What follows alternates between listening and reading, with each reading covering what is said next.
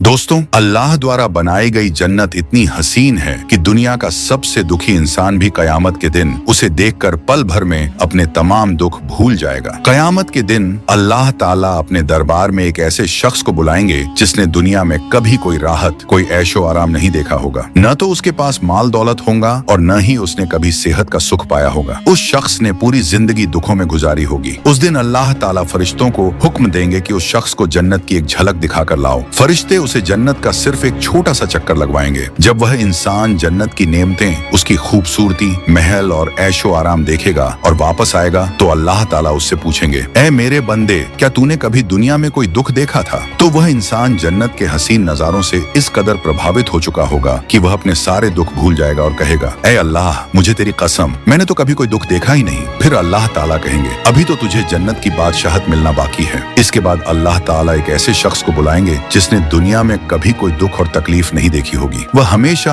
आराम और खुशहाली में रहा होगा। उसके पास बहुत माल दौलत रहा होगा, न कभी बीमार पड़ा होगा, न भूखा रहा होगा, लेकिन वह शख्स गुनहगार होगा। अल्लाह फरिश्तों को हुक्म देंगे कि उस शख्स को जहन्नम का एक छोटा सा चक्कर लगवा कर लाओ। जब फरिश्ते उसे जहन्नम का एक चक्कर लगवा कर लाएंगे और वह वहाँ की सजा, तकलीफें और डरावने मंजर देखेगा तो घबरा जाएगा और हर खुशी को भूल जाएगा। फिर जब अल्लाह ताला उससे पूछेंगे, ऐ मेरे बंदे, क्या तूने कभी कोई खुशी और आराम देखा था? तो वह कहेगा, या अल्लाह, मुझे तेरी कसम, मैंने तो कभी दुनिया में कोई सुकून और चैन देखा ही नहीं। इसके बाद जिस शख्स ने दुनिया में अल्लाह की नाफरमानी की होगी, अल्लाह उसे जहन्नम में भेज देंगे, जहां वह हमेशा के लिए अजाब में रहेगा। वह यही तमन्ना करेगा कि काश उसने दुनिया में कोई सुख नहीं देखा होता और अल्लाह की नाफरमानी न की होती। और जिसने अपनी जिंदगी अल्लाह की फरमाबरदारी में गुजारी होगी, अल्लाह उसे जन्नत में दाखिल कर देंगे, उसे हमेशा की बादशाहत अता करेंगे, ऐसी जवानी और सेहत देंगे कि फिर कभी वह बीमार नहीं होगा। जन्नत की वो तमाम नेमतें जो उसने कभी सोची भी नहीं होंगी, अल्लाह उसे अता करेंगे। अल्लाह से दुआ है कि वह हमें भी जन्नत वालों में शामिल करे। ऐसे ही वाकयात और बातें सुनने के लिए